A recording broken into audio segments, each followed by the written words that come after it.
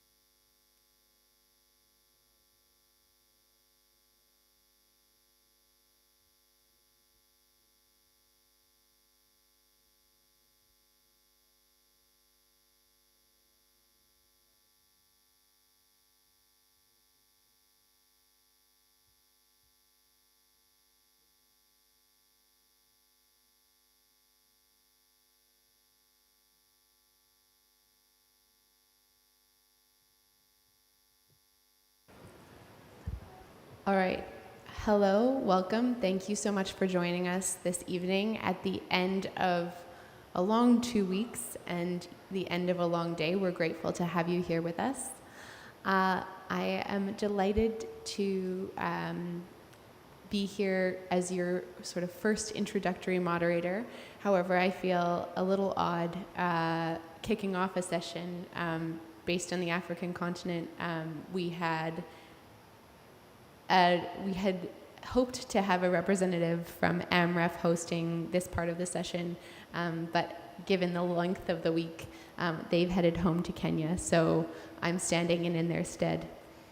My name is Jen Kuhl. I work with the Global Climate and Health Alliance, and we have had the pleasure of co-hosting this session with Nurses Across Borders, who are the lead organization on this event, Solar Cookers International. And the hope for this event is that we're going to give an overall picture of some of the challenges that climate change poses for the health of communities on the African continent, but also some exciting and hopeful solutions that will be presented by our esteemed speakers here today. So while the whole world is experiencing the health impacts of the climate crisis, we hear time and again that sub-Saharan Africa and the continent in general is especially vulnerable due to lack of resourcing and also the extremities of the changes in the conditions. We also know that healthy populations are an important pillar of resilience. And so addressing the health of people in Africa, even before the climate crisis, improving health and access to resources is a crucial way to prepare for the climate crisis. So I'm presenting the three speakers who will be kicking off our first session, who are briefly going to talk about some of the challenges that the climate crisis poses for health in the African continent. Our first speaker will be, Our first speaker is Dr. Luando Maki, who is the head of delegation for the World Medical Association at this COP. Dr. Maki was born and raised in the Eastern Cape province of South Africa and currently serves as the African Region Advisor for the Climate Health Africa for the WHO, the Africa Region Advisor for the Global Climate and Health Alliance, Climate Health Lead for the South African Medical Association, the Technical Lead for Just Transition at the Research Reference Group for the Congress of the South African Trade Unions. He's a member of the Environmental Caucus for the World Medical Association and serves as a board member and secretary for the Public Health Association of South Africa.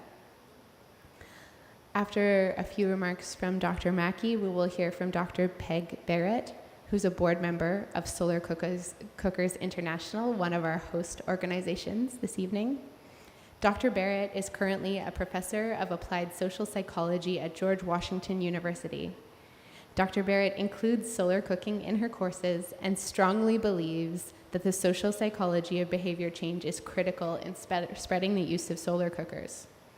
Dr. Barrett is the Dean of the Columbian College of Arts and Sciences at GW, and she has served in leadership positions at the National Institutes of Health, National Science Foundation, and Michigan State University, where she was the director of the Institute for Children, Youth, and Families.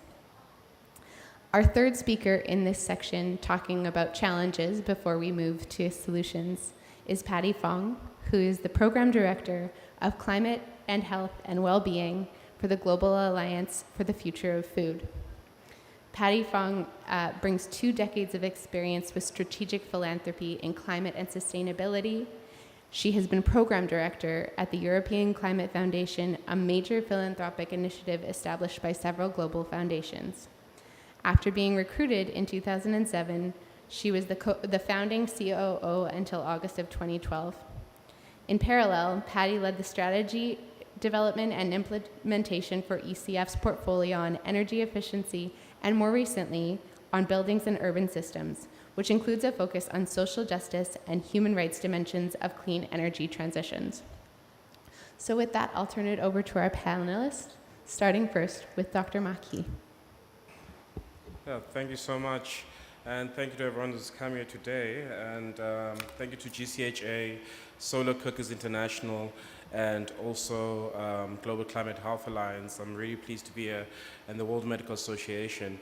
So I was tasked today to speak about the impact of climate change on health and also put a South African flavor context, an African context. So the first thing I want to start is to say that for those who might not know and who are from Africa, climate change is actually here in Africa. It is happening everywhere, and not just because of COP, it's always been here. There's scientific evidence that's been like that, that's proven that with the recent report by the IPCC, the Intergovernmental Panel on Climate Change, which was released this year in April. And the 6th assessment shows that the mean temperatures have emerged higher from 1850 to 1900 and keep on increasing in Africa. It's also shown that the relative sea level in Africa has been increasing at a higher rate than the global mean sea level. So that means it's quite even getting worse in Africa. And also the extreme temperatures have increased highest within the 21st century. And since we've achieved scientifically and proven that climate change is happening in Africa, how does it manifest in Africa compared to where you're from if you're not from Africa? So looking at data, the study showed between 1970 and 2019, Africa's highest occurrence of natural disaster was with flooding at a high rate of 60%. Then it was followed by drought at 16% with storms, which are running at 17%. And the other stuff that might occur in other parts of the world, wildfires at 2%, extreme temperatures at 2%, and landslides at 3%. So that's the flavor we have in Africa. Now, we'll just stop briefly and look at what are the impacts of these climate change things I've just, these events that I've showed you. So basically, through floods, droughts, extreme temperatures, and so forth, it causes impacts on multiple levels on the human body itself. Air pollution itself causes issues related to respiratory system and causing cardiovascular disease and respiratory disease.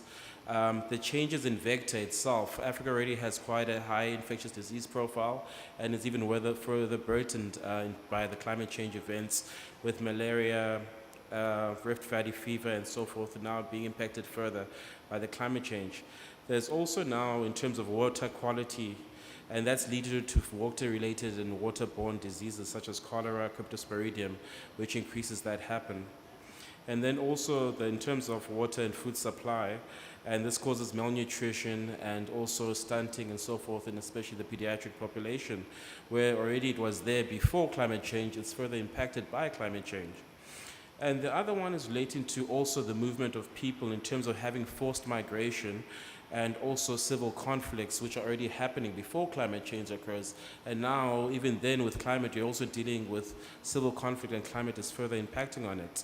And the last one is looking at in terms of extreme heat and how it relates to heat-related diseases and causes death in terms of cardiovascular failure. Now, since we've given you a look of what happens in Africa, let's see what is happening this year in Africa. So what we did is that we found a nice article that looked at the emergency events database. So this database looks at globally any natural disaster that has reported to have 10 or more people dead, 100 or more people affected, and also there was a declaration of a state of emergency or international or a call for international assistance. So this gives you a rough snapshot. Of course, we do have data challenges everywhere, but even more so in Africa. So this is underreported numbers.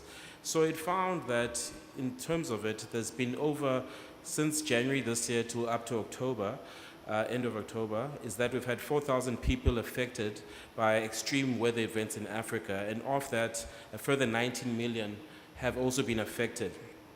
And of those, there's been drought and famine with over 2,500 killed in Uganda and over 8 million affected in Ethiopia this year.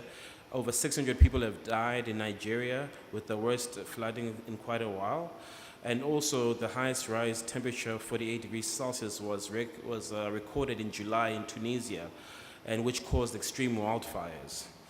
And also there's nearly 2 million people in Chad affected by floods just this October and August.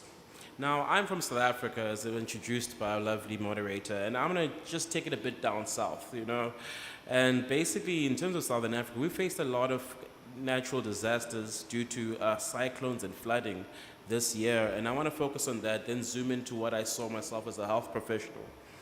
So this year, we found that we've had over 890 people who died due to natural disasters in the south, especially due to cyclones, and over 2.8 million affected.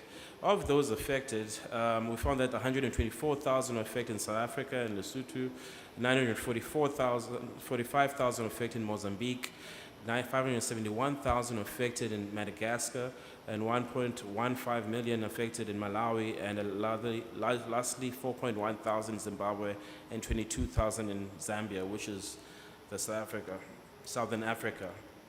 So it shows that quite a lot of people just this year were being affected in terms of the neighboring countries where I stay. Now let's go to South Africa itself.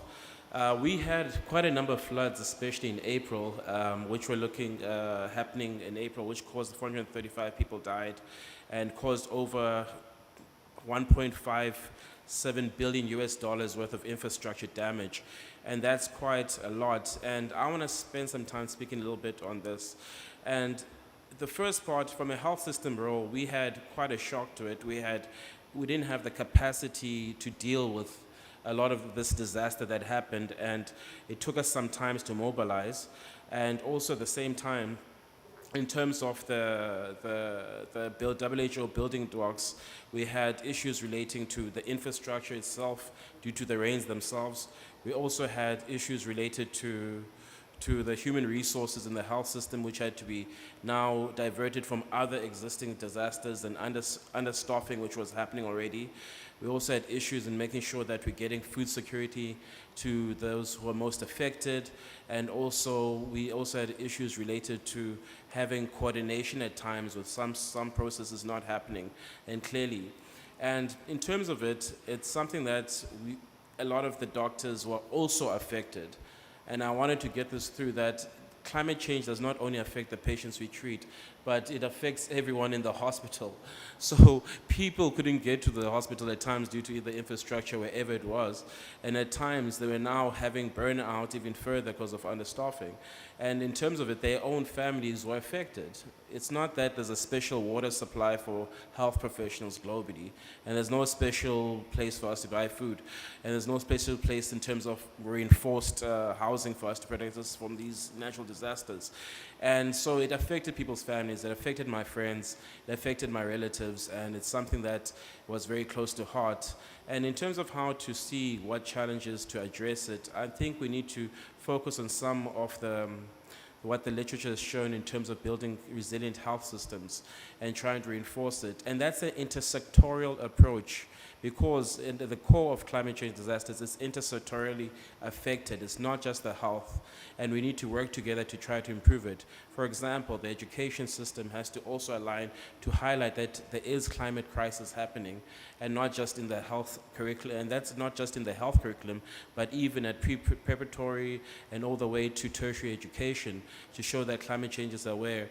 The way we design our cities, the way we design our hospitals, the way how we prepare food, as some of my colleagues will be telling and sharing now, has to modernize and go forward, and looking for more energy sources that are more sustainable and also environmentally have a less of an impact.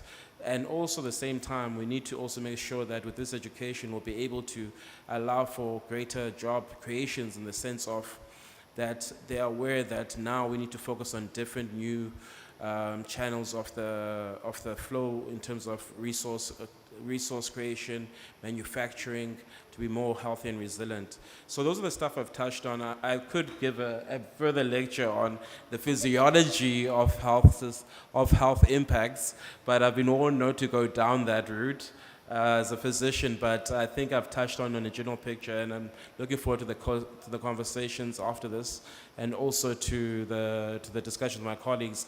And also the biggest thing that will address it is also policy, and that policy must go across all sectors, not just only health. And that's also the World Medical Association has focused quite well on that, and we have good policies that look and touch on and try to go for healthy, resilient health systems.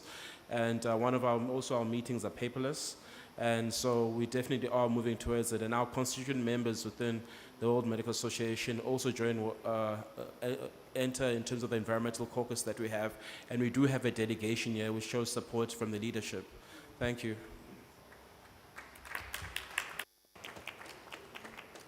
Thank you so much, Dr. Mackey. You touched on you gave us this broad picture of the health impacts that we're seeing, and also, noted including vector-borne disease.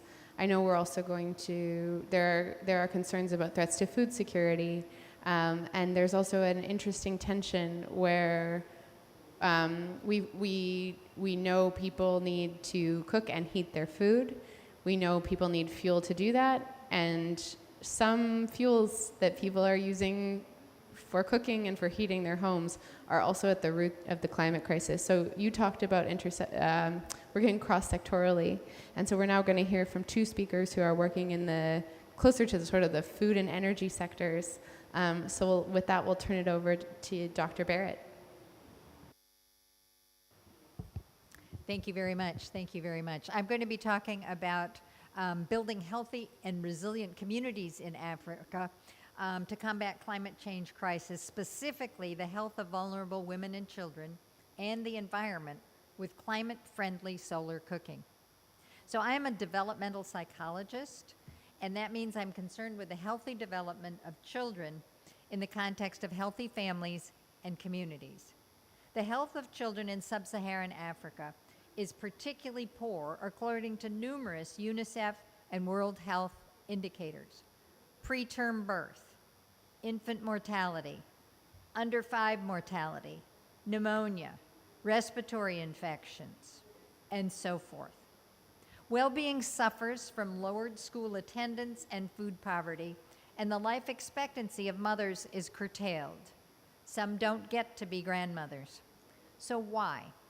One significant contributor is cooking with biofuels such as wood and charcoal.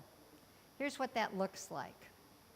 There's the 3-stone fire, and it's in an enclosed space. Maybe there's a window that's half open, there may be a door, there's no chimney, and people are breathing that air. And when that accumulates across a valley, you can see that haze.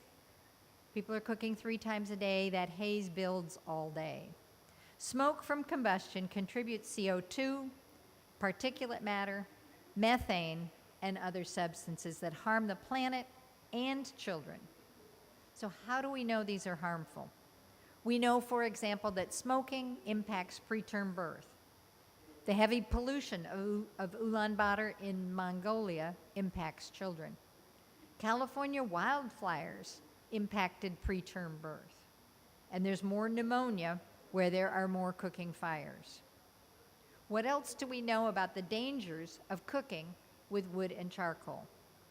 World Health Organization reviewed over 5,500 studies to come up with their new recommendations for curtailing air pollution. The American College of Chest Physicians reviewed studies showing air pollution is harmful to the lungs, the airways, and also most of the other organ systems. Those small particulates get in the blood and get all over. And the impacts are not just on physical health. Air pollution impairs cognitive development, psychomotor development, intellectual development, and is associated with social stress and mood disorders. In fact, when there's more pollution in the air, high school student test scores are lower, and adults do more poorly on memory games. So far, I presented information that cooking fires are bad for children and adults through indoor and outdoor air pollution. Beyond this, though, children are burned in open fires, children are injured while collecting wood. Time spent collecting wood could be time spent studying.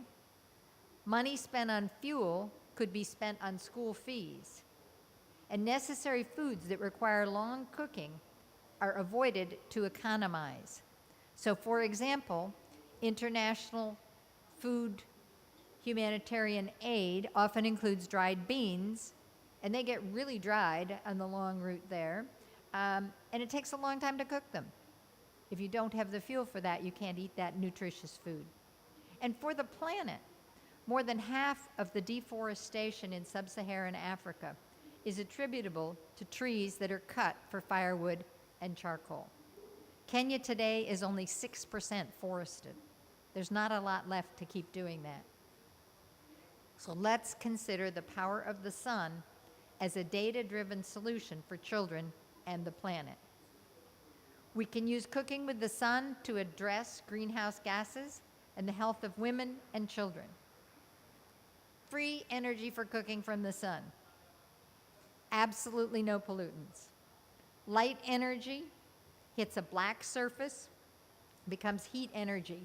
You know that if you've been sitting in the sun with dark clothes. The solar cooker captures and concentrates that sunlight. Let me show you.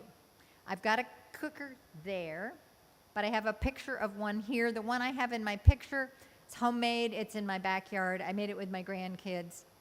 This one actually cost less than $1 to make myself with some aluminum foil and some cardboard. But the surface, the reflective surface, is capturing a larger area of sun and focusing it towards the black pot, and that bag there, that oven bag, is holding the heat in. So there are incredible impacts from solar cooking.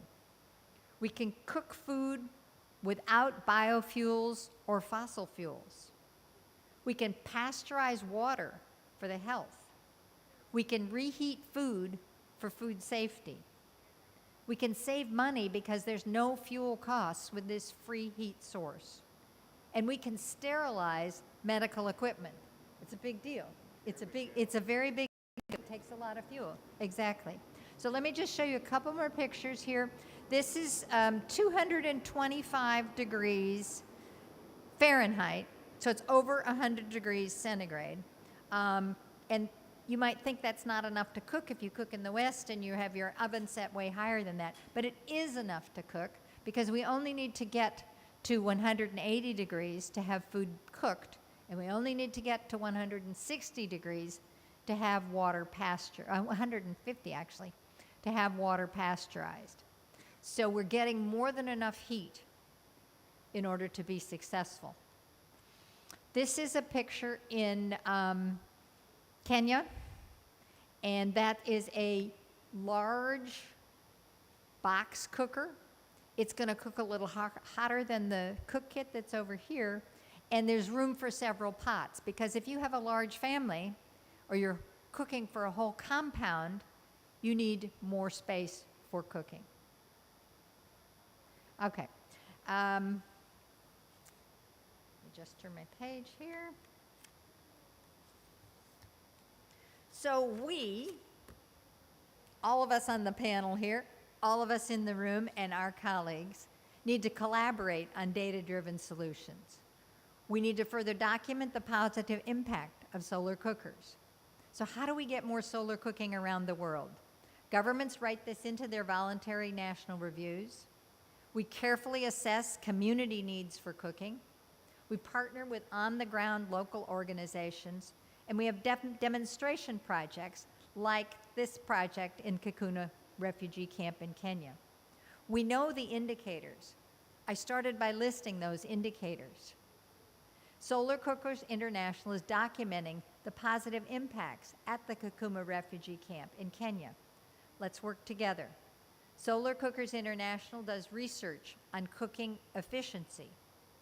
Solar Cookers International disseminates information, knowledge, and expertise. Solar Cookers International is here at COP27 to advocate and to partner. The bottom line here, more solar cooking, fewer trees cut and burned, help reduce climate change, and help the health of children and their families. Solar cooking impacts all the Sustainable Development Goals. I want to keep up the conversation. You're going to hear more about solar cooking along the way here, but feel free to contact me, look up our organization, catch us after the panel. Thank you very much for your attention. Thank you. Thank you so much, Dr. Barrett.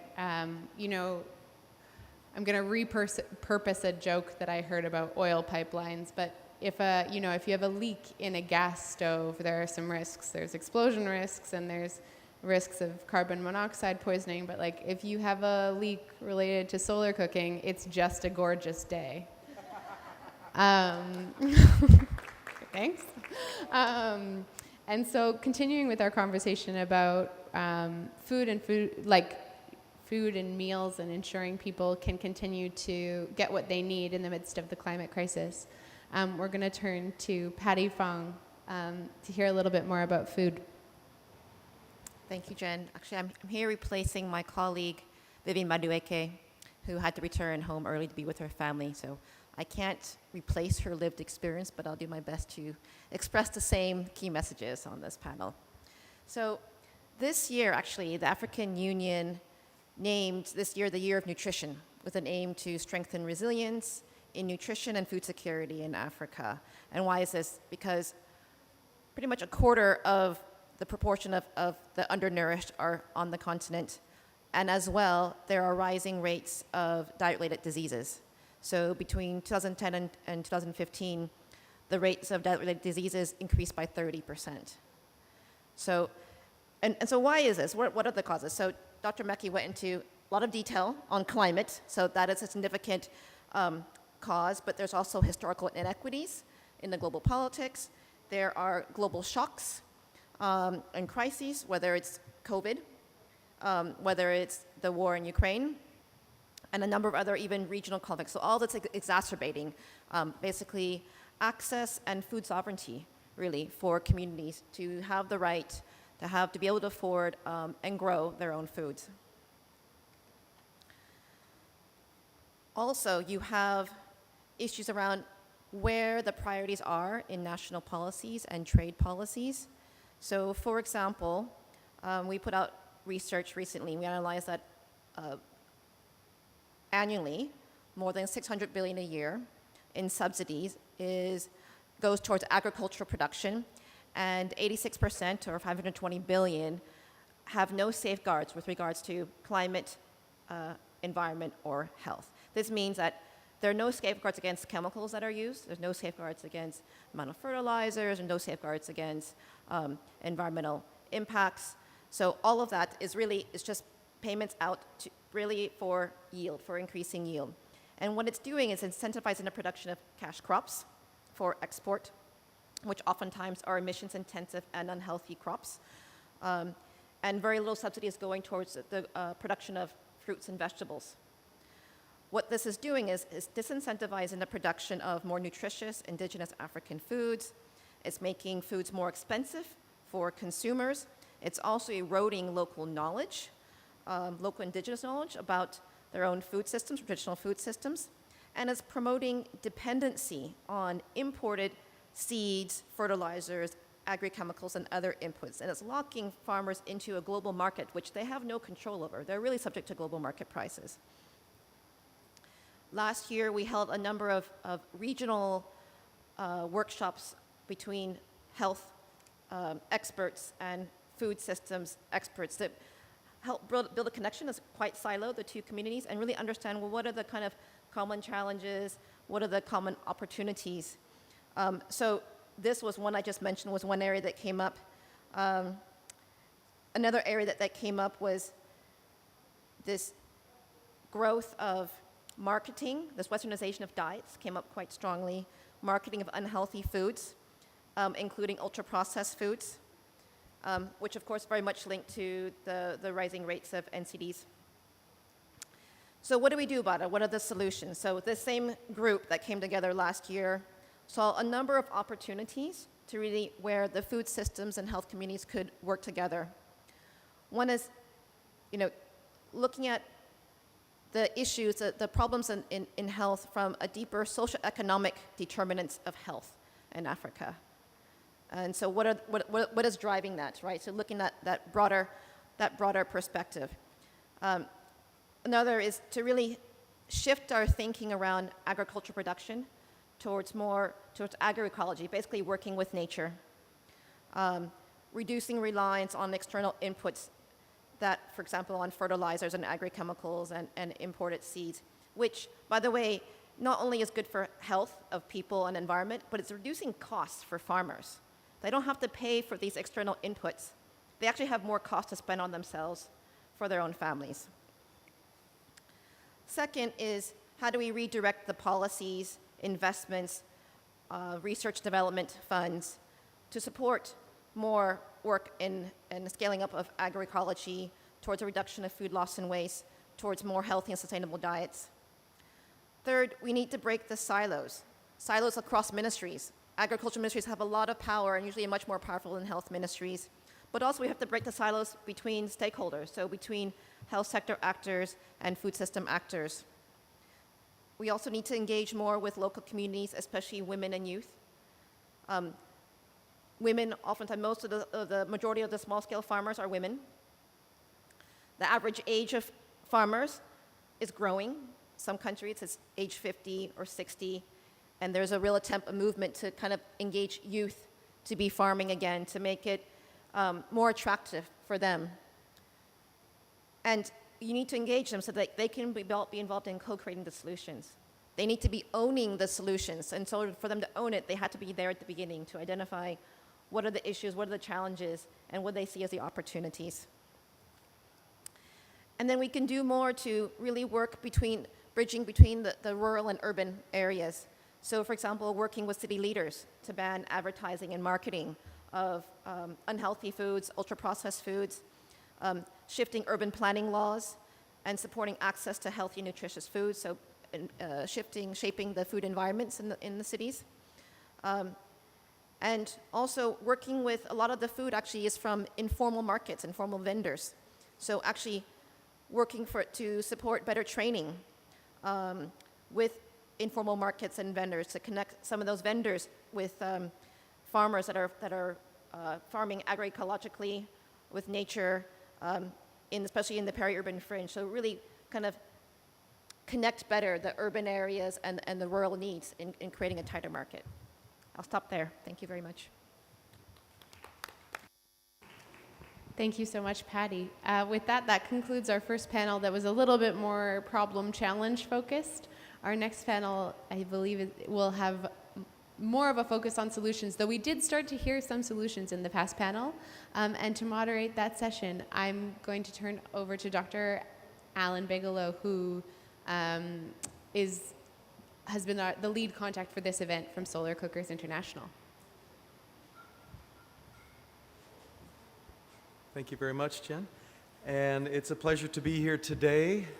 Thank you, everybody who's been involved in co-organizing this event. It's been a pleasure to get to know you online before finally arriving here and meeting you in person. Today, I'd like to welcome the next three speakers. And to start, I would like to just mention that our speaker, the first speaker, was supposed to be His Excellency Senator Ifeanyi Arthur Okowa, Executive Governor of the Delta State in Nigeria. And he had attended the University of Ibadan to study medicine and surgery, where he graduated in 1981 with MBBS at the record age of 22. He proceeded to have a private practice as the director of Victory Medical Center in Igbanke. And also, he became actively involved as a humanitarian and with a philanthropic edge, giving free medical services to the poor in his community. He's since entered politics, and I presume he's very busy because he's not here with us today. However, we have somebody to speak on his behalf, represented by Permanent Secretary, Ministry of Environment of the Delta State, Dr. M.I. Oseji. Afterward, we'll have Esther Wangombe, who Solar Cookers International met in person last year in Glasgow at COP26, and it's really been a pleasure to get to know her since then. She is the Senior Deputy Director of the Renewable Energy side of the Ministry of Energy in Kenya. Esther Wangombe is currently serving as a Senior Deputy Director for the Renewable Energy, Ministry of Energy in Kenya. She coordinates climate change activities in the ministry, promotes clean cooking in Kenya to reduce household indoor air pollution, and coordinates the Kenyan energy sector and environment social responsibility program. So thank you, Esther, for being here. And then our third speaker, who I believe will just jump up when the time comes, is Suleiman Arigbabu, the Executive Secretary of Human and Environmental Development Agenda from Lagos. And he will speak on the role of African nations in addressing and combating the public health threats of climate change. So to start, Dr. M.I. Oseji, please.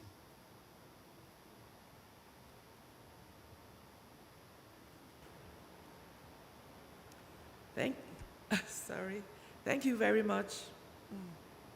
Just 1 minute.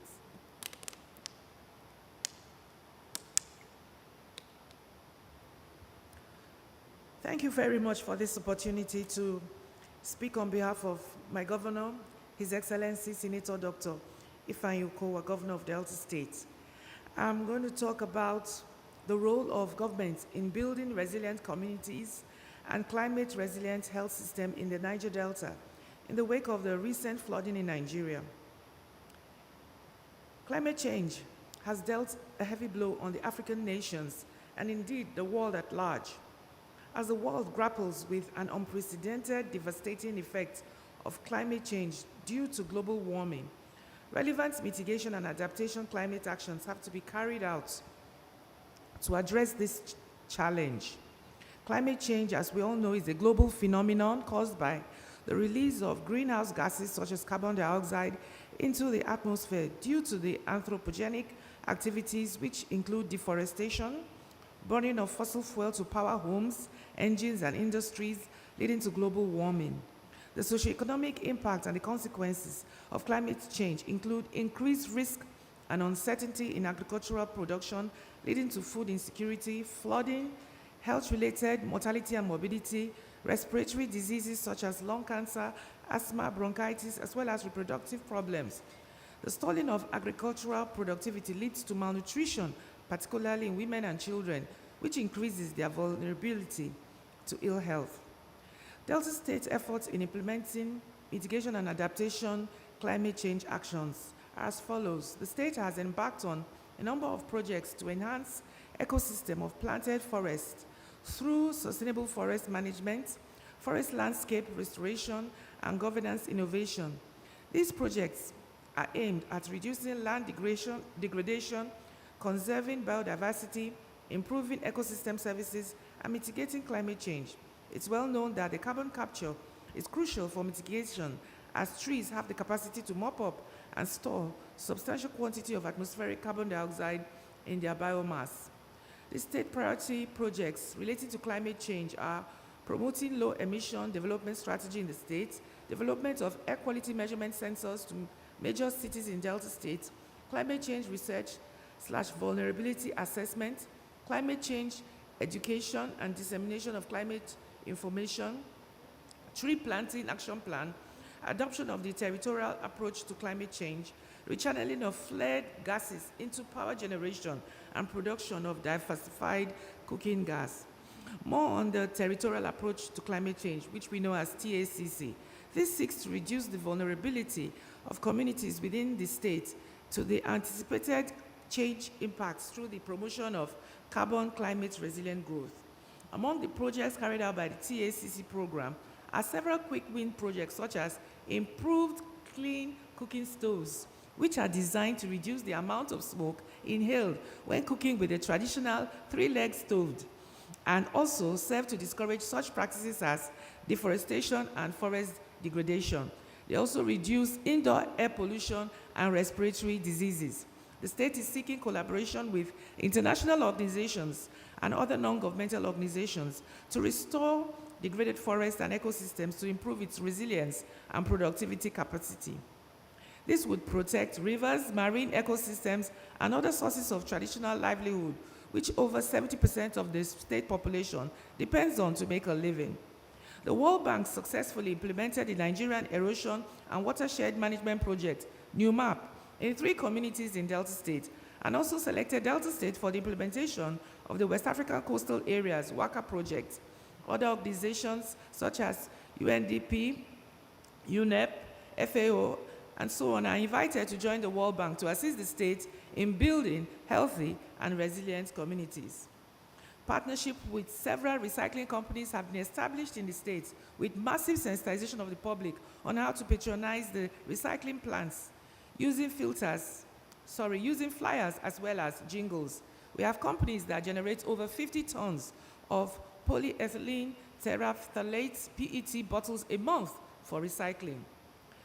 Because of the global call for governments at all levels to take proactive steps in the fight against climate change through their country's national determined contribution on the Paris Agreement, we are implementing a greenhouse inventory program. According to the 2021 publication on the Nigeria Nationally Determined Contribution, the NDC, it has an unconditional contribution of 20% below business as usual by 2030, and a 47% contribution which is conditional on international support. It's hoped that the Federal Ministry of Environment in Nigeria will provide requisite guidance to states to begin to commit to reduction of their share of GHG.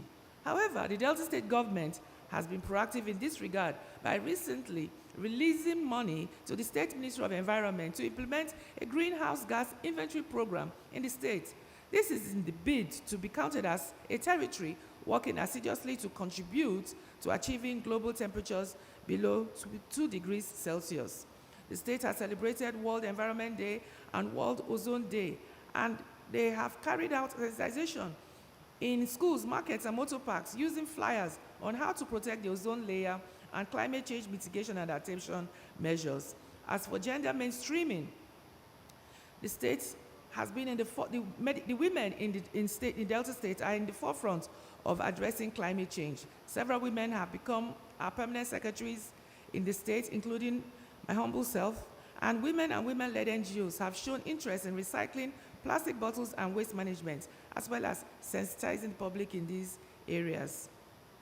Now, for mitigating the impact of the 2022 flood disaster, when the NIMET, Nigerian Meteorological Agency, issued a flood alert this year, a committee was constituted with a mandate to draw up measures to address the impact of flooding in the state.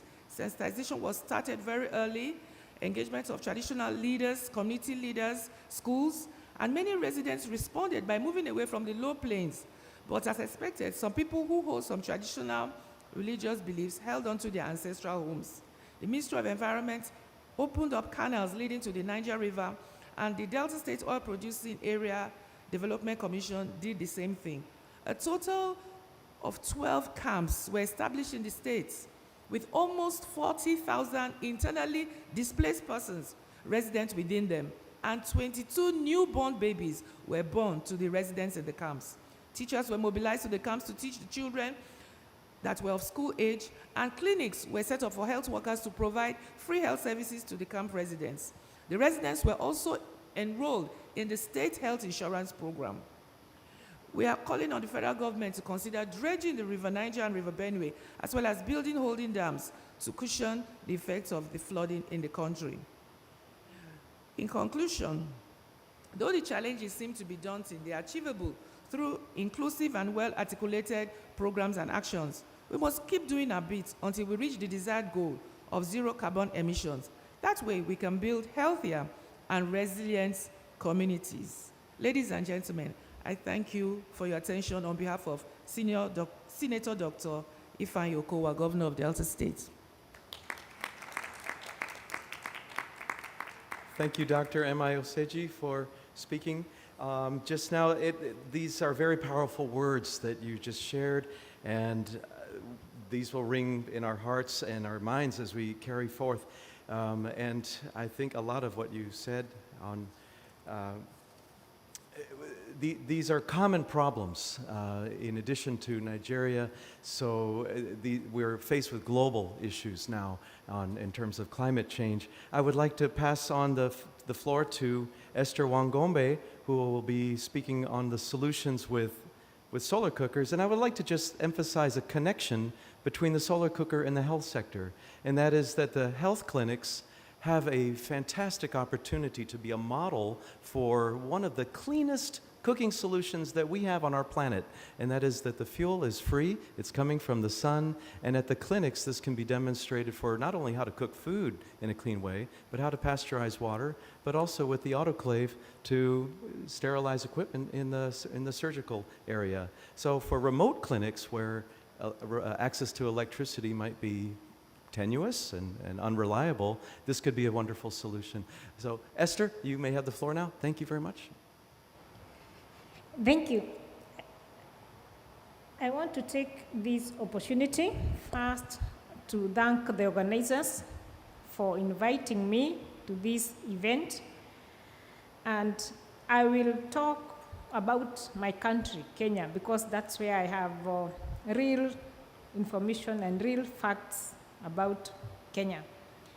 And Kenya recognizes the interconnectedness between energy, climate change, and the people. And as a country, we have been making significant strides in realizing the objective of sustainable goal number 7, that is ensuring access to affordable, reliable, sustainable, and modern energy for all, particularly in electricity access. When it comes to building healthy and resilient communities, cooking is very, very key.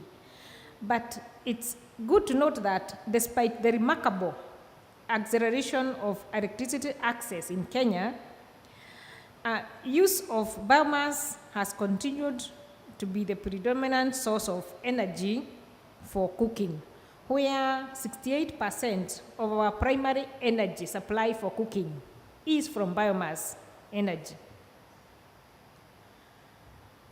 The current situation in Kenya is that cooking is dominated by firewood, LPG, charcoal, kerosene, but many families use more than one of these fuels. You find that somebody will be cooking with firewood, and at the same time, they also buy LPG to cook different types of food.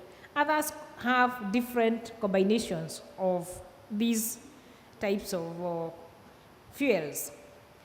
But majority of the people who use biomass energy for cooking are in rural areas. Individuals who cook with biomass are mostly women and girls. This is a tradition in our country that cooking or household responsibilities are basically women and girls' responsibilities. So you find that these are the people who go to look for firewood. They are the ones who go to buy firewood. If you don't have firewood within your farm, you either buy or you walk long distances to the forests to look for cooking, because you have to cook. People have to eat.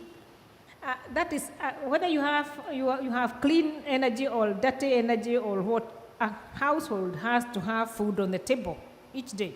So women, as they look for firewood, as they look for the biomass energy, they are exposed to risks of harassment. Sometimes they are harassed by the rangers who guard the forests, the rangers who guard the wildlife reserves where firewood is found. If you don't have firewood in your farm, sometimes there are even rape cases. So, but these women have to look for biomass to cook. And once the biomass is brought home, there is also the exposure to indoor air pollution, because when they burn the firewood, there is the smoke. It affects them. It affects the young children in the home. And if they don't get enough biomass to cook, there is what we call the negative coping mechanisms, where they switch to less nutritious foods, which require shorter time to cook.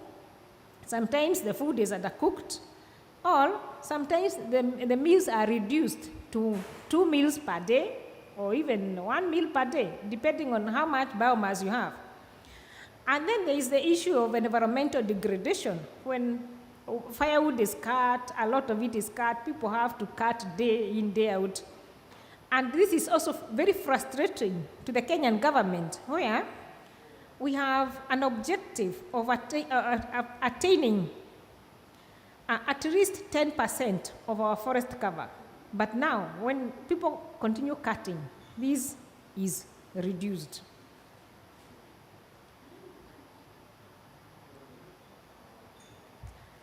That's an example of what we call an improved cook stove. And if you look closely to that, this is not the traditional 3-stone cook stove.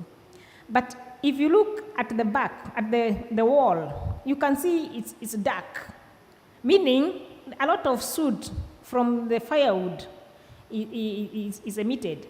But it also shows that the women or the woman who is using this particular kitchen also breathes this kind of air. So you can imagine her lungs are very, very unhealthy. It's very, very unhealthy to use biomass for cooking.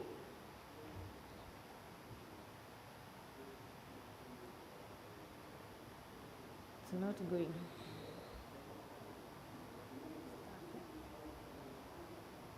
Okay, if you look at that environment, it's highly degraded. And this is a place where the locals, they still have to look for firewood to cook. Yet you can see the trees or the bushes are very, very scarce.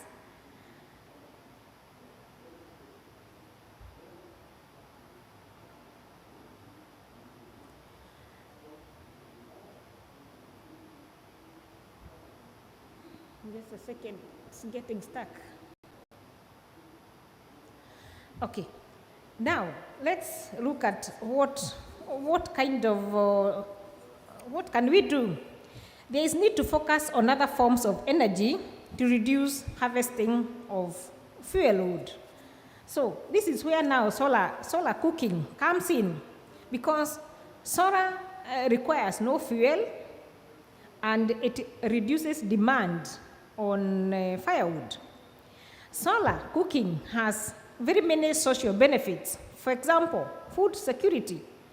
By this I mean, when the woman is cooking proteins, which require a lot of biomass, using solar, she has no worry that the firewood is getting depleted. She can easily cook the food. It can be nutritious for her family, and then she does not breathe that gas that is, the dirty, the particulate matter. She does not inhale that carbon dioxide and other gases that can affect our lungs. Now, another social benefit is that the environment is protected. And also, solar cooking is safe. You have no danger of a fire will burn you, the burning of yourself. You cannot, it's safe. The fire is, you cannot say it will get out of control. It is safe cooking. There is also the social cohesion. When women are cooking using the solar cook stoves, they can sit outside as they chat, they socialize, and the food is cooking. So there's no, you don't worry about going to put more firewood, to add charcoal to your food. The food cooks as you socialize outside. And then it is also clean. Cooking is clean. Your sufurias are clean. You don't dirtify your hands. It's clean. Everything around it is clean and hygienic. And then another thing is, in Kenya, there's abundant solar energy. It's free. It's all over the country. So why not take advantage of it? Then land continues to diminish, especially even in the highlands. And as the land diminishes, it means biomass energy also diminishes. So why not take advantage of solar cooking and use the solar cookers for cooking? There are so many opportunities available, and Solar Cookers International has shown the way. Through their collaboration with other partners, they have been promoting solar cookers in the arid areas of Kenya. For example, in Kakuma refugee camp. And I want to point out that the solar cookers that are being used in Kenya, they are being manufactured in our own country.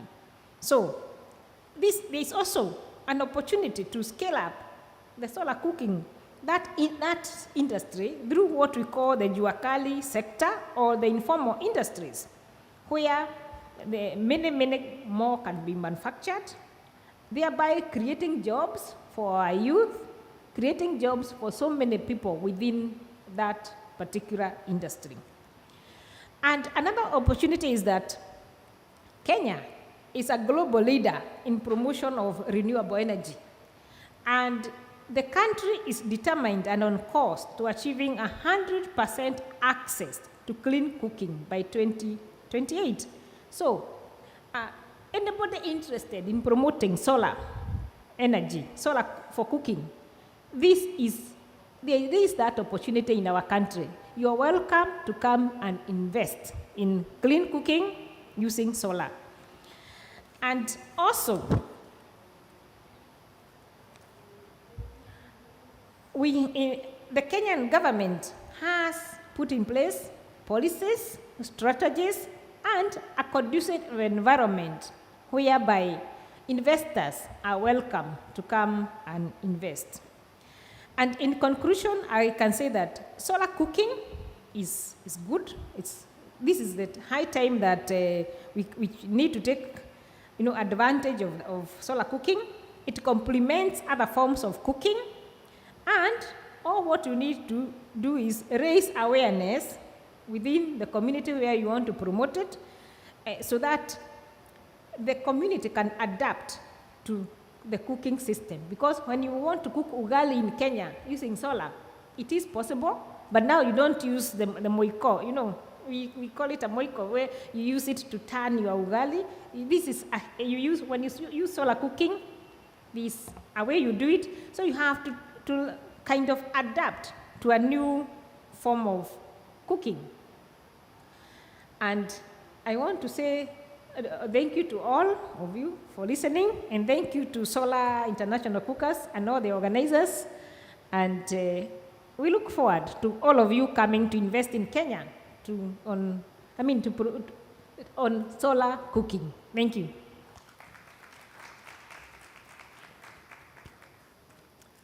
Thank you, Esther. Asante sana. I really appreciate your perspective from Kenya. If I can add just one comment on the health aspect of cook stoves, Yes, there are improved biomass cook stoves, but I think one needs to be mindful of what happens to the emission. So when wood burns, there are particulate matters that are emitted, and we consider them PM10, PM2.5, which means PM for particulate matter, 10 is 10 microns in diameter, and 2.5 is 2.5 microns in diameter. So the more efficiently you can burn the wood, the smaller the particles are that are emitted. Now, a human being who is breathing any of that emission, the smaller particles go farther into your lungs. So just a caution. It might be an improved burning process, but be very careful about the health impacts of that improved burning of biomass. So yes, solar is a wonderful complement and solution. Thank you. So is Sulaiman Arigbabu here? Yes, come on up, welcome. Sulaiman Arigbabu, the Executive Secretary, Human and Environmental Development Agenda from Lagos State Commissioner for Health. You may have the floor, please. Thanks. All right, thank you. And good evening, everybody. I'm Sulaiman, as I've been introduced. I want to congratulate Nurses Across the Border and Solar Cookers International for being able to pull this together. And without pretense at modesty, I want to be sincere that listening to the gentleman doctor and to everybody up to my sister from Kenya, I've been really enlightened. So I want to thank you for all your interventions, been very, very quite on point. So I've been asked to quickly say a few things about what roles of governments should be in Africa in addressing the health implications of climate change. And let me make a quick disclaimer.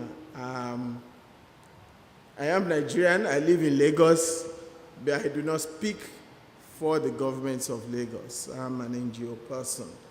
But I want to adopt again everything that has been said in this regard as per the health implication of climate change, of course also of cooking. In Nigeria, the latest research shows that about 100,000 women die annually out of indoor air pollution, most of which is, from cooking. And this is one of those disproportional impacts on climate change on women, which we need to deal with. So without going back to all of those concerns about climate change that we've been discussing for the last 2 weeks, I would just like to look at some quick, low-hanging fruits that governments can look at in addressing especially public health concerns around climate change. And these are not new discoveries. These are things we have discussed over time. And I'm happy to hear some of the things that the Permanent Secretary of Environment from Delta State had to say. But, so I want to say some things that are quite critical that we need to quickly look at. First is that government needs to raise awareness, about some of these implications. The level of awareness, people are still largely unable to connect climate change impact, connect their relationship with the environment to some of the public health impact they are feeling, climate change realities that they are experiencing. The connection is still not deep. So government needs to do a whole lot more to help people establish the connection so that they take ownership in being part of the solution. So this is critical. And I'm calling all of these low-hanging fruits because these are things that government ordinarily is established to do, and these are things that government devotes resources to do. They only need to do a lot more of this more efficiently. So that would be first. Another very important thing would be trust building. So when my sister from Delta State mentioned that sometimes when you give early warning to communities that you need to move and they refuse to, some of this is because there is low trust. There's a trust deficit between governments, and people, because there have been incidents that people have been asked to leave certain communities and such has been reallocated to others. So government need to build a whole lot of trust, with citizens, so that citizens understand that each time government is taking critical decisions, it's in their best interest. So that needs to happen. Another thing that needs to happen, and which has been extensively mentioned here, is that citizens need, especially rural people and peri-urban people as well, the urban poor as well, need access to cleaner energy, and that cannot be overemphasized. Of course, there's no model that is 100%, but we know that technologies like solar cooking is beautiful, is quite healthy, and there are other technologies as well that would help to improve access to energy for domestic use and improve the health of citizens, and also help to improve access to nutrition. Like my sister from Kenya said, where there is no energy to cook, people often either reduce the quality of food they go for or skip meals. So this is quite important. We need also to, and please remember that I'm talking low-hanging fruits. These are things that government can easily do. Take a country like Nigeria that flares quite extensively its gas resources in the process of exploration. So these same gas resources, if the right investment comes in, and this is the kind of investment that we are looking for from bigger companies in the West, we need investment that helps us to capture the gas that we are flaring and power same to the homes so that people have better access, to energy. So we need to do a lot of reforestation. Nigeria has lost a lot of its forest cover. So I bet as we are doing that, as we are planting more trees, we need to help people to have access to the energy they need. If they don't, they are going to go back onto those forests. And government sometimes needs to tie its procurement and other policies to protecting the forest, to helping people to have access to energy. I'll give you a quick example. So the Nigerian government has a program where it gives money to the poor of the poor, where it does direct cash transfer, which is a beautiful program. But sometimes you need to tie such to your objective of protecting forests, your objective of making energy access possible by either, distributing cooking technologies prorated over a period of time. The money will be deducted from the cash transfers, which people basically use for health, energy access, and food. So some of this, and also government procurement policies can be tied to protecting the environment and letting people know that government is doing it intentionally. Public health also has to do with the kind of food that people have access to. If there's no food and nutritional security, whatever government is saying to people falls on deaf ears. So it means that we need to look at some three systems that we cannot joke with. First is the agricultural system. Second is the health system. And third is the educational system. It is proven that with better investment in this, in agriculture, for instance, we'll have to spend less on health. When people are better educated, they will fall less ill. And when you invest in these three systems, you will spend less on security. A lot of African countries spend most of their budgets on defense, on dealing with conflict that are avoidable if we make the proper investments in some of these other issues. And then there is the issue of early warning and early action. So in Nigeria, for instance, we are witnessing a flooding that is massive, we've not seen in a decade. And there was warning earlier in the year that this could happen, so the appropriate institution have already given the warning. This warning was passed on to subnationals at the state, at the local government. Now, how do you communicate this to people? There's a way you communicate a warning and you push people into paranoia. You push them to become inactive. You push them to become panicky. And there's another way you communicate warning that makes sure that people know what to do and they are aided to do what will be in their best interest. So when you tell farmers, for instance, to leave their communities when it's just a week or 3 weeks or 2 weeks to harvest for the year, is difficult for them to do because it's not just about their lives, it's also about their livelihoods.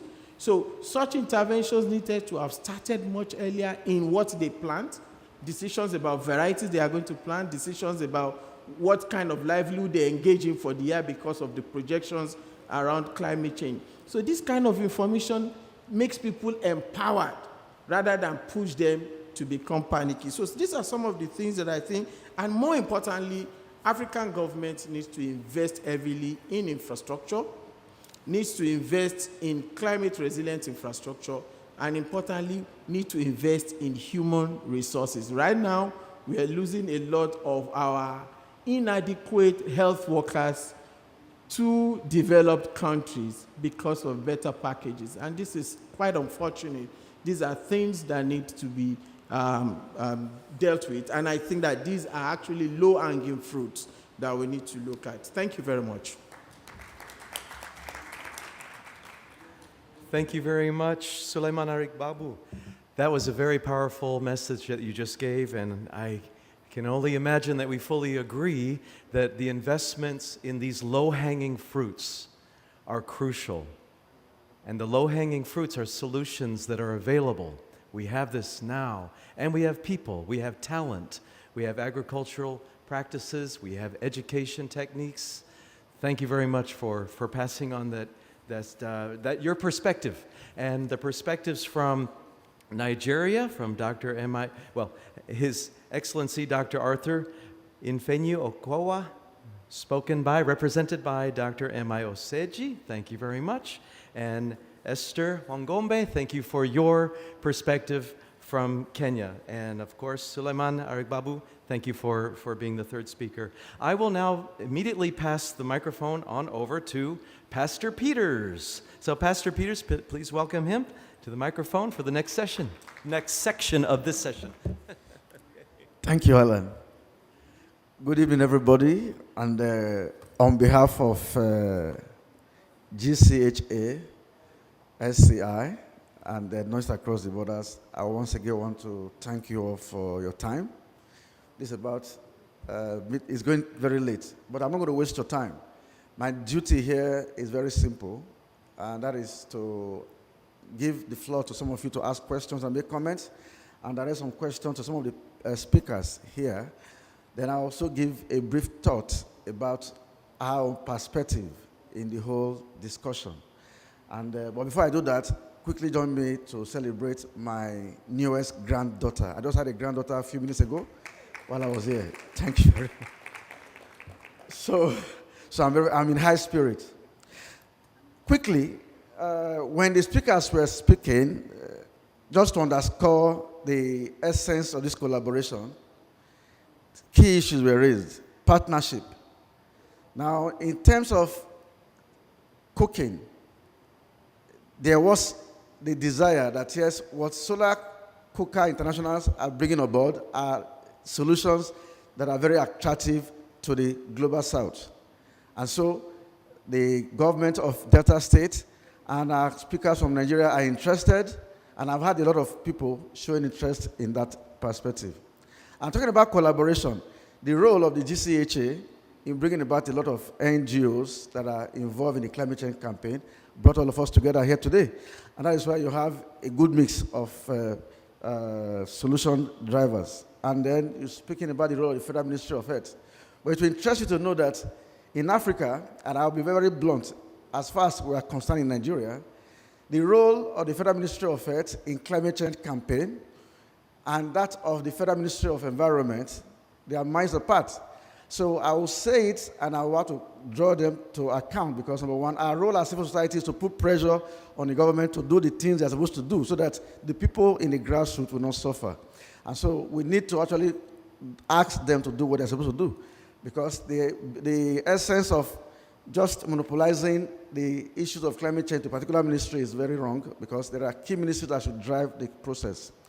Thirdly is the local content, which has to do with the production of your solar cookers, and which can be produced. You don't need to import it, so we need to do what produce them in our various cities. Now, the questions that we have for the speakers before we draw a curtain to this session of our side events. As I have 3 questions I want to direct to the speakers, and there are questions for solutions and there are questions for challenges. My first question will be directed to solutions in energy and cooking sector. I want either Esther Wangobe or Dr. Barrett to comment on how solar cookers that are made in Kenya are viable for the renewable energy mix in Kenya, which has an abundance of free sunlight energy. Should I repeat the question? Yes. All right. Comment on how solar cookers that are made in Kenya are viable for the renewable energy mix in Kenya, which has an abundance of free sunlight energy. Thank you. I think the solar cookers made in Kenya, they are very, very viable. One, they are homemade. So what we call juakali, or the informal industry, once they make these cookers, one, there is acceptability from the locals because they can even see who is making it and where it is being made. If they need some repairs, there is somebody to do the repair because it's locally made, it's locally available. So they are very, very viable. Number 2, in the cooking, I said that we want to have 100% clean cooking by 2028. It's very ambitious, but we hope we'll be there. So solar cookers is one of the mix within the cooking solutions, because we have been promoting what we call improved jikos or improved cook stoves. But as Dr. Alan has said, the improved cook stoves, they still use a bit of biomass. It's only that it is reduced. You reduce the amount of firewood you use, you reduce the amount of charcoal you use, but still, in terms of health, you still inhale the carbon monoxide, carbon dioxide, the particulate matter, you still inhale. But with solar, you are assured that it is clean because you are not, there's no biomass in it. So the mix is very, very viable in Kenya. Thank you. All right. I'm just going to make a very short addition to that, which is to say that we need a careful consideration of people's readiness for solar cooking and the kind of food that they eat. And we need to match the kind of cooker, and there's many kinds of cookers, to the kind of food people eat. So this, over there, the cook kit is great for cooking things slowly, but you need another kind of cooker if your cuisine calls for you to fry food very hot. Thank you. Thank you very much, Dr. Barrett and Esther. My next question is directed to Dr. Oseji and Dr. Maki. Now, Maki represents the World Medical Association, Dr. Oseji from the government side. The question is, to what level has the ministries of health performed in the area of preparing and building the capacity of its health workforce in mitigating climate change impact on public health? Using your country as a case study, South Africa, Nigeria. Thank you. Before I got to the Ministry of Environment in Delta State, I was actually permanent secretary of the Ministry of Health for about 4 years. And before then, I was director of public health for about 9 years. And sometime the Federal Ministry of Health had sent a letter that we should set up climate change desks in our various ministries. And so we had the state epidemiologist who was doubling as the avian influenza desk officer, and then we just gave him that assignment to carry out the assignments on being the desk officer for climate change. But unfortunately, after setting up the desk, nothing happened. And so I believe that now that I'm in the Ministry of Environment, I'm still a medical doctor, I still work with my colleagues, Before coming here, we organized a webinar, and many health workers participated, and they are actually showing interest in working with the Ministry of Environment to come out with ways to sort out the climate change mitigation and adaptation strategies. And we've actually engaged a consultant who happens to be a medical doctor as well. And he is a consultant in environmental health and other aspects of the environment and climate change. So I believe that in Delta State we have started, but I can't speak for the federal government because I don't work at the federal level. Thank you. Thank you for that question. First, I can say that the World Medical Association cannot speak on behalf of governments. They have their people there related to health workforce and be able to answer the question directly. But what I can say is talk in general principles related to human resources and health workforce in terms of how to push the climate change agenda. The first one is to look at the health workforce not as just those already at work. There's an input in terms of education has to happen in terms of curricula to train them to enter the workforce.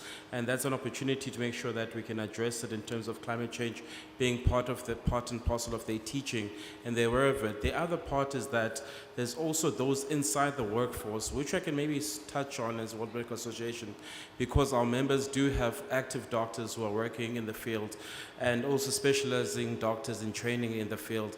And what we do is that we have policies that we do approve at our General Assembly, which we share with all our memberships who take it back to those countries all over the world, and so that they can go back to their members who are actually at the grassroots levels in the front lines where they're treating patients and can actually share, one, in terms of education related to climate change, two, they can be able to relate to their own ministers or in terms of their own fellow employees and other medical association and other health professionals, what are the issues of climate change. So there's a trickle-down effect which we do and I can talk on and which I've just shared.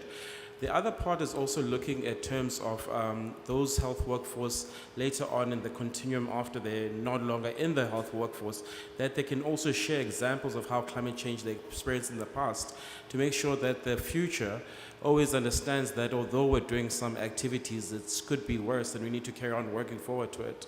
So in summary, as I was saying, is that we should address it in terms of one, in the training of the doctors and physicians and all health professionals, and two is making sure that in the working platform there's clear education systems within it, and also you have to understand that it all belongs to policy, and that allows that those health workers in those countries will direct and put pressure within the health ministry and other sectors to be able to address climate change. An example is this: you focus on workforce, on health workforce. Understand, for you as a physician, for example, an anesthetist or surgeon to actually perform your function, you actually deal with a lot of other non-health directly related industries allow you to do your job. The gas that you're using, the infrastructure for all the reusable, recyclable, they spoke about the autoclave, the disposal of waste. So there's a lot of things that when we as Medical Association talk about these things in the environmental caucus that we have, we go back hopefully to members and therefore they can actually implement it in their own workplace and not just end off at a conference like here at COP. And that's what we do. It's all about teaching those who are there in the front lines, grassroots, all the way to policy. Thank you. Thank you very much. Because of time, I have a few words I want to give to everyone before we all leave here. And I call it my reality check. Facts are not fictions on climate change and public health. One person is displaced by disaster. And that means every minute 60 persons displaced by disaster. Multiply that by 60, that is 3,600 people are displaced by disaster in 1 hour. Multiplies that by 24 hours, that means you have 2,592,000 people are displaced on a daily basis. They multiply that by 30. You have 31,104,000 people displaced by disaster. And disaster is exacerbated by climate change. That is a reality. Every year, the tobacco industries cost the world more than 8 million human lives, 100 million trees, 200,000 hectares of land, 22 billion tons of water, and 84 million tons of carbon dioxide. That was the WHO report in May this year. Tobacco products are the most filtered item on the planet, containing over 7,000 toxic chemicals, which leach on our environment when discarded. Roughly 4.5 trillion cigarette filters pollute our oceans, rivers, city sidewalks, parks, soil, and beaches every year. That was a report with WHO. Those of us who have been in COP27, you can attest to the fact that, yes, I'm not condemning what is happening here, but smoke is everywhere. I mean, I hardly see whatever, and no smoking sign in this COP27. In another 8 years today, the number of people to be infected by vector-borne diseases, like malaria, will rise up to 500 million people, and this will be in the global south, where we come from. What do we do? Building back better from the coronavirus COVID-19, while advancing the full implementation of 2030 agenda for sustainable development, can only be possible by the adequate empowerment and involvement of the healthcare professionals on all fronts, especially in developing countries, suffering more from the adverse effects of climate change and poor health facilities. In addition to this, climate change mitigation can deliver many benefits to health worldwide. If designed with the health co-benefits in mind, climate mitigation have the potential to substantially improve public health, reducing the burden of disease from a variety of illnesses, including lung diseases, obesity, heart disease, cancer, diabetes, mental illness, and road injuries. Our statement here is to reinforce and provide a voice for these professionals that have been at the fore of all major disasters. Nurses across the borders and GCHA and Solar Internationals have been promoting this campaign for a long time. What do we need? There's a need to initiate a national capacity programs for the healthcare professionals as agents of climate change campaign and as first responders to climate disasters and risk reductions. We need to intensify our pressure on government in Africa to urgently support and execute the Climate Resilient Health Systems Initiative that promotes the goals of the Adaptation Action Coalition by addressing health impacts of climate change while strengthening health resilience. Adopting a health in all policies and strengthening health systems globally can help create safe, resilient, sustainable, and healthy communities. Ladies and gentlemen, on behalf of GCH, that is Global Climate Health Alliance, Solar Internationals, and also across the borders, I profound gratitude to Dr. Mark from the WMA in South Africa, Dr. Barrett of SCR Board of Trustees, Dr. Patty Fong of Future Foods, Dr. Oseji, the Permanent Secretary representing His Excellency, the Governor of Delta State from Nigeria, Esther Wongobe from Kenya, and my friend, Comrade Suleiman. And specifically, I want to mention here that there's one particular person that's been working behind the scene. I just have to doff my hat for her, and that's Jess. So please just appreciate Jess for us. She's been very, very hard working. Thank you, Jess. And to the leads of GCHA, Jenny, and Dr. Alan. Okay, and Jenny also is here too. Yes, so you have two Jenny. You have Jenny Miller, and then you have Jenny Cole. So I want to thank you all. And for every one of you that have taken time to be here, once again, we hope to meet in COP28 in Dubai. In Abu Dhabi. And we should have a lot of stories to tell. Please, if you don't mind, I want to call on the panelists to please join the organizers for a group photograph for the record. Thank you, and God bless you.